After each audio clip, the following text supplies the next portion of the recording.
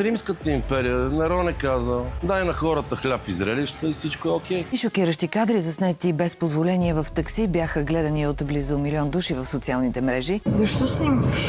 Не снимам. Разбираш, че ви платя. Ами платете. Само не ми се карай, малката!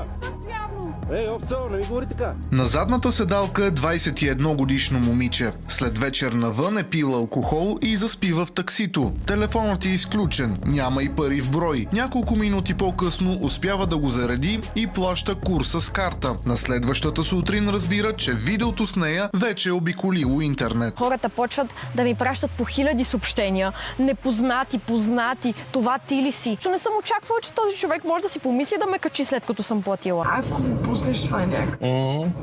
Аз сега ще платя хубаво. Добре. За какво снимаш? Отвратително се чувствах, абсолютно унижена. Шофьорът е Петър Караиванов. Римската империя, Нерон е казал, дай на хората хляб и зрелища и всичко е окей. А и тя самата ви каза, нали, моля ви, не ме качвайте никъде.